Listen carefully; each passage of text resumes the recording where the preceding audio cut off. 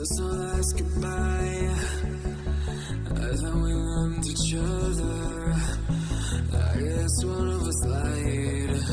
So please just pull over.